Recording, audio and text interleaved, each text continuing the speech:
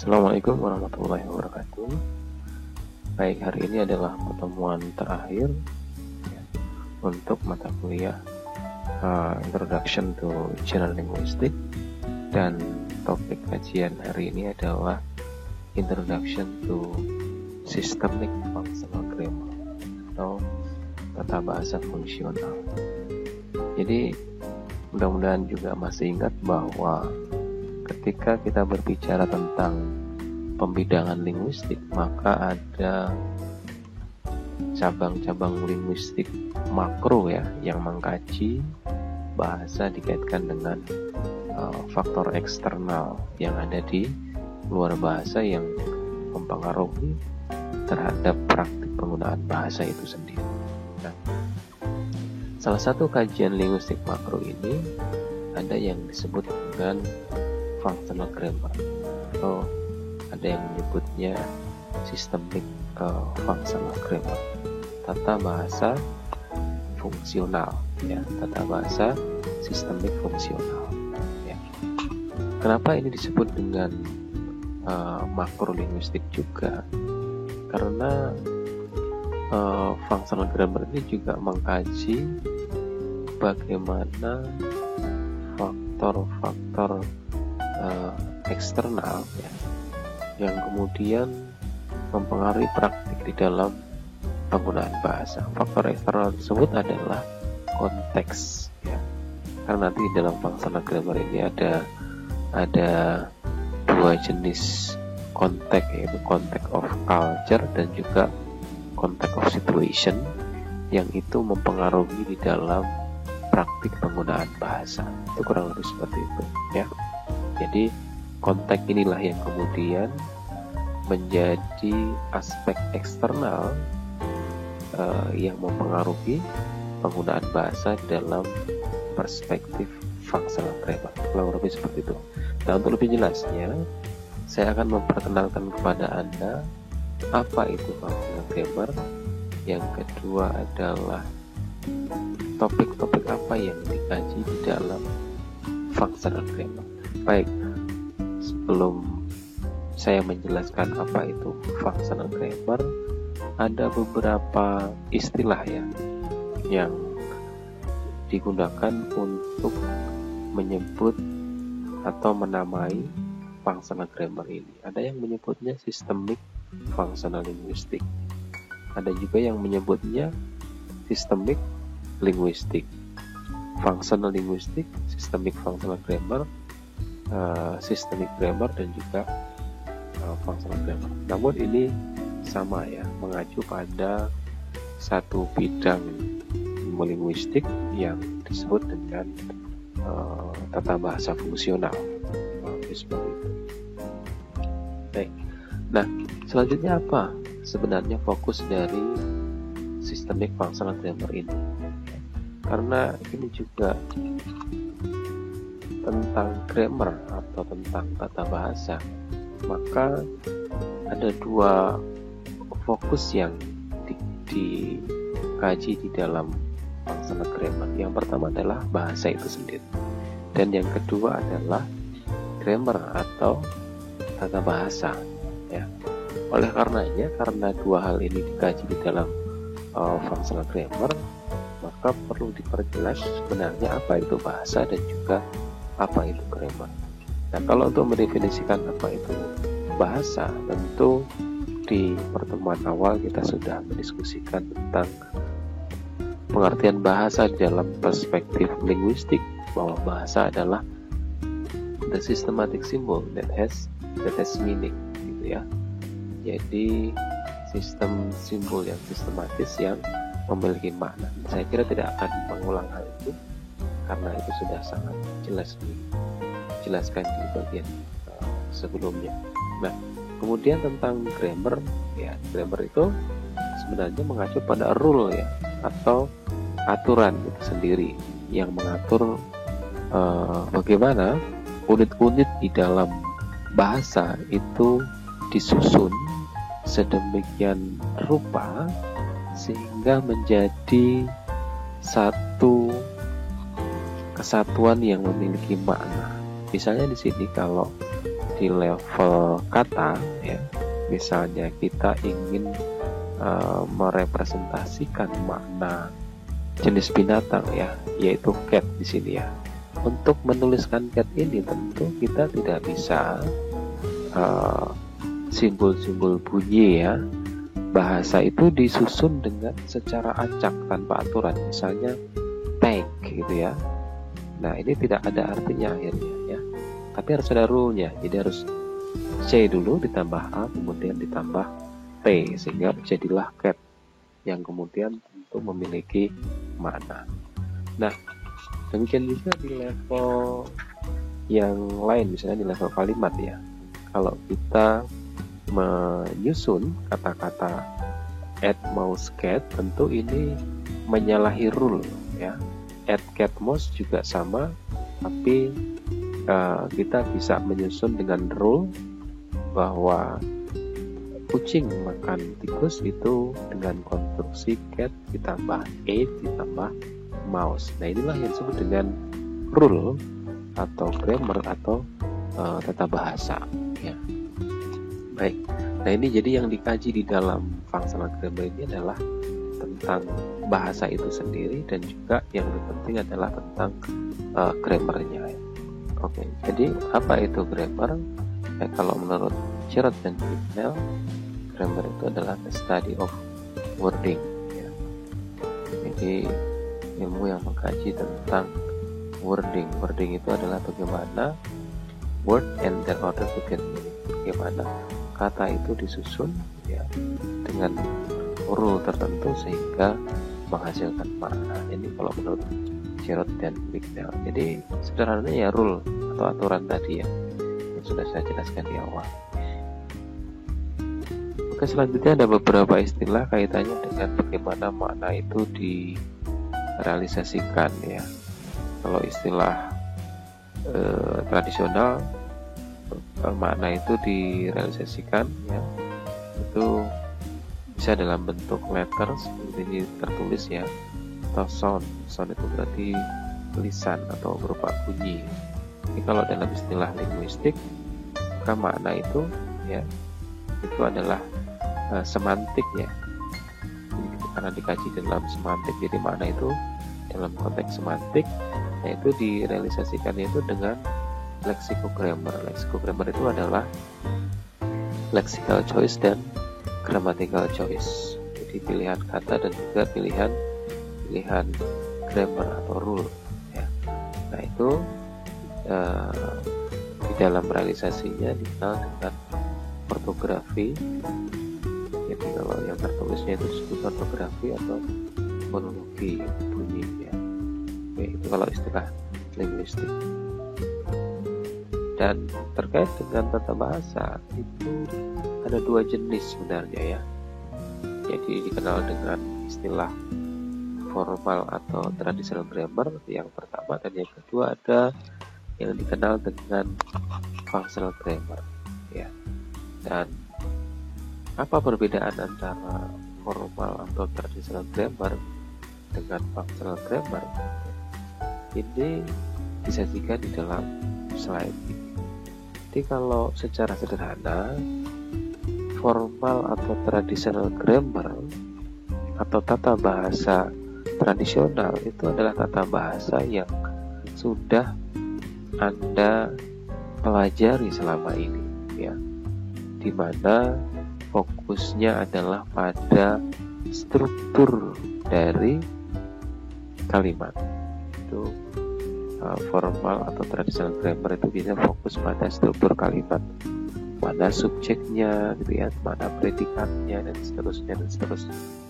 Nah, karenanya di dalam tabel ini ya, perbedaan antara formal grammar dengan functional grammar itu diantaranya adalah di primary concern-nya ya. Concern atau fokus utamanya bahwa formal grammar itu pada bagaimana kalimat itu distrukturkan ya, atau distrukturisasi. Jadi fokusnya pada bagaimana struktur dari kalimat. Sedangkan kalau functional grammar itu pada bagaimana makna itu direalisasikan bagaimana makna itu direalisasikan. Makna itu adalah maksud dari penutur, ya, masih ingat ya, maksud dari pembicara. Jadi bagaimana maksud dari pembicara itu direalisasikan menggunakan bahasa, ya.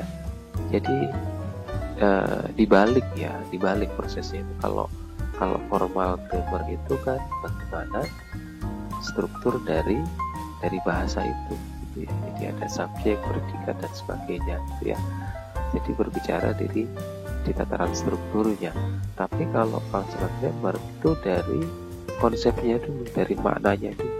Jadi bagaimana makna atau maksud pembicara itu direalisasikan. Jadi nanti dengan cara apa direalisasikannya, gitu ya.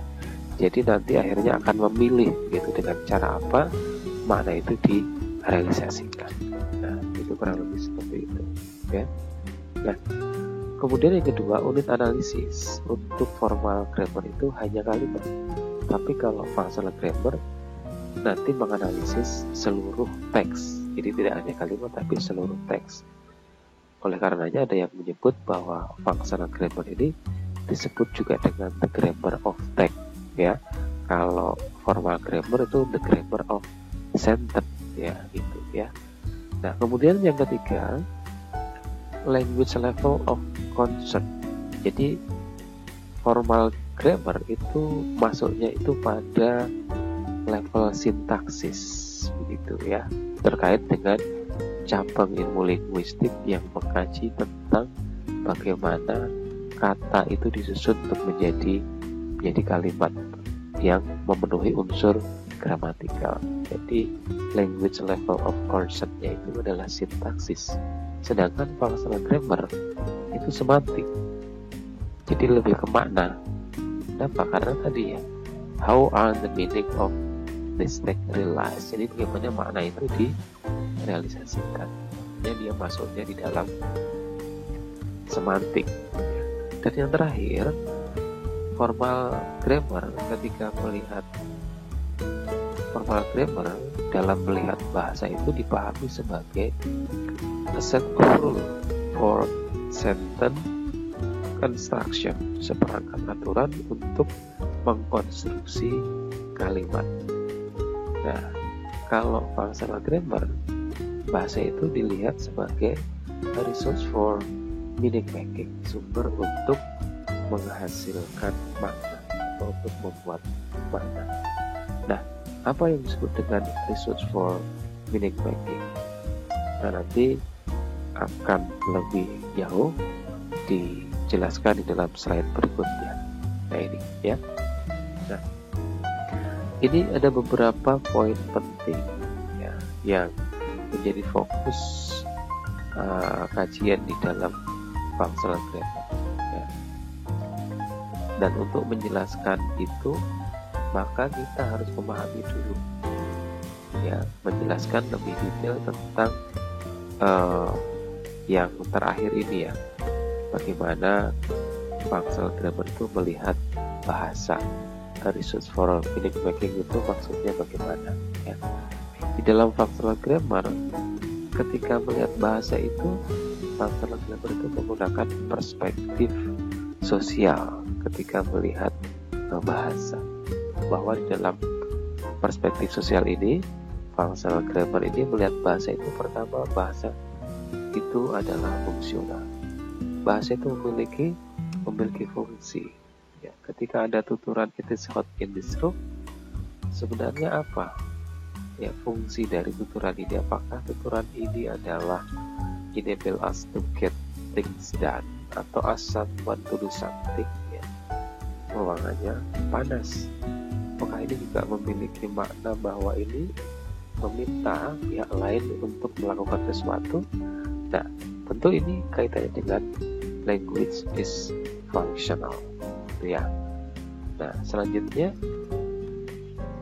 we use both spoken and written text to achieve different goals or social purposes. Jadi sebenarnya kita menggunakan bahasa lisan maupun tulisan itu dalam perspektif ini ya, itu sebenarnya kita ingin memiliki tujuan yang dicapai ya, tujuan sosial ya, yang ingin dicapai dari penggunaan bahasa lisan maupun tulisan di dalam bentuk teks itu ya.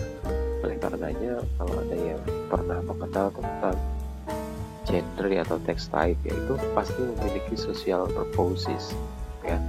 Kalau naratif itu untuk apa, kalau argumentatif itu untuk apa tujuannya ya.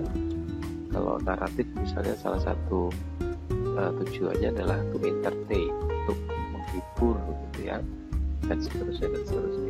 Nah, menurut Halliday, bahasa yang kita gunakan baik tulisan maupun tulisan itu memiliki fungsi untuk menghasilkan makna ya, memiliki fungsi untuk menghasilkan makna. Ya, ini yang terakhir ini, according to Halliday, this function involve experiential function, interpersonal function, dan juga textual function. Jadi menurut Halliday, fungsi dari bahasa itu untuk meng-create 3 jenis makna ya. Maknanya itu apa? Dijelaskan di sini ya. Ya, maknanya itu ya meliputi makna eksperiensial dan makna interpersonal dan juga makna tekstual. Makna eksperiensial ini adalah makna yang terkait dengan bahwa bahasa itu bisa digunakan untuk merepresentasikan, merealisasikan apa yang sedang terjadi, siapa yang terlibat atau melakukan tindakan tersebut, dan juga dalam situasi seperti apa peristiwa itu terjadi. Itu namanya adalah makna eksperiensial, makna yang digunakan untuk merepresentasikan pengalaman yang melibatkan tindakan, kemudian orang yang melakukan tindakan tersebut, dan juga dalam situasi seperti apa tindakan itu dilakukan. Yang kedua adalah makna interpersonal, itu terkait dengan bagaimana peran, bagaimana hubungan, bagaimana perasaan yang terkait dengan partisipan atau siapa yang terlibat di dalam penggunaan bahasa. Jadi dengan kata lain bahwa makna interpersonal itu adalah makna yang menunjukkan bagaimana hubungan antar partisipan, antar pengguna bahasa itu ya, bisa dikaitkan dengan perasaannya gitu ya, bisa dikaitkan dengan hubungan power relationship antar partisipannya dan sebagainya ya. Nah, ini tentu nanti akan saya jelaskan lebih detail kalau Anda nanti mengikuti mata kuliah functional grammar tentang makna-makna ini ya. Dan yang terakhir adalah makna tekstual, jadi bagaimana bahasa yang dipilih ya untuk merepresentasikan makna, apakah bahasanya itu lisan atau bahasanya itu dalam bentuk tertulis. Dan kemudian yang ketiga, bahwa bahasa itu dipengaruhi oleh konteksnya ya. Nah, jadi ini di awal tadi kenapa saya sebut bahwa ini termasuk kajian linguistik makro ya, karena ada konteks yang juga dikaji di dalam functional grammar, yaitu sangat mempengaruhi di dalam praktik penggunaan bahasa. Ada 2 jenis konteks, konteks of culture dan juga konteks of situation. Di konteks of culture itu adalah konteks budaya ya. Itu sederhananya adalah bagaimana bahasa itu digunakan, disesuaikan dengan siapa penggunanya. Maka kita mengenal tentang genre atau text type. Kalau ada genre atau text type yang jenisnya itu adalah resepi, pertanyaannya adalah digunakan di budaya mana teks yang jenisnya itu resepi gitu ya. Tentu itu digunakan di budaya tertentu, misalnya digunakan di kalangan ibu-ibu yang suka masak gitu. Jadi teks itu nanti diperuntukkan untuk ibu rumah tangga yang menyukai masak-memasak misalnya.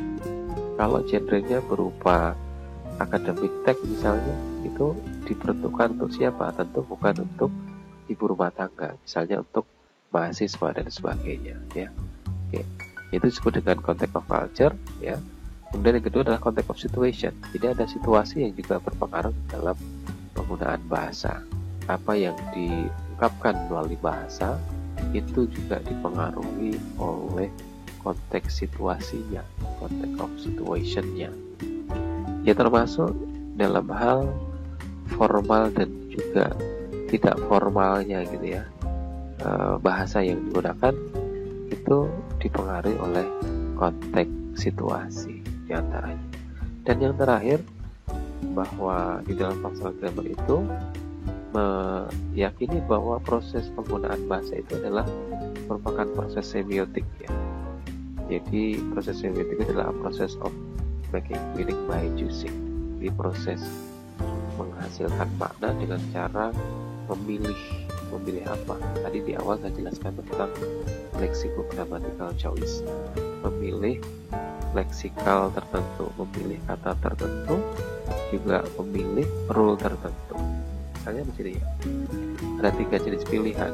Nah ini tentu makna yang ingin Anda buat itu tergantung ya, tergantung pilihannya itu apakah yang pertama, kedua atau ketiga. Ini maknanya tentu berbeda. Jadi setiap pilihan memiliki makna yang berbeda. Misalnya kita pilih yang pertama, I love you, maka ini bisa katakan ya ini biasa saja. Tapi kalau I love you deeply sudah mulai berbeda ya, love-nya itu sudah mulai berbeda, dan akan berbeda lagi kalau pilihannya yang ketiga, I love you truly deeply misalnya. Nah ini baik saya kira untuk memperkenalkan functional grammar cukup sekian ya, segitu saya kira cukup begitu ya. Kalau disimpulkan ya ini ya, bahwa yang dikaji di dalam functional grammar itu berfokus pada kajian makna ya, tata bahasa yang fokusnya pada makna. Oleh karenanya nanti ada 3 jenis makna yang dikaji di dalam functional grammar, yaitu ini ya, ada makna experiential, makna interpersonal, dan juga makna tekstual. Nah ini untuk menjelaskan 3 jenis makna ini nanti akan menggunakan grammar yang berbeda. Experiential meaning itu nanti akan dijelaskan dengan transitivity, kalau interpersonal meaning itu dengan mood atau grammar of interpersonal meaning. Kalau textual meaning itu ada grammarnya juga, yaitu theme and rhyme. Tentu saya tidak akan menjelaskan tentang 3 jenis grammar ini ya, untuk menjelaskan 3 jenis makna ini, karena nanti ini akan dijelaskan di mata kuliah functional grammar. Minimal Anda sudah mengenal ya, bahwa functional grammar itu fokusnya pada kajian grammar berbasis makna ya. Maknanya ada 3 ya, makna experiential, interpersonal, dan juga makna tekstual. Yang 3 makna ini dijelaskan dengan grammar yang berbeda. Oke. Baik, itu saja yang bisa saya sampaikan, mudah-mudahan bisa dipahami. Assalamualaikum warahmatullahi wabarakatuh.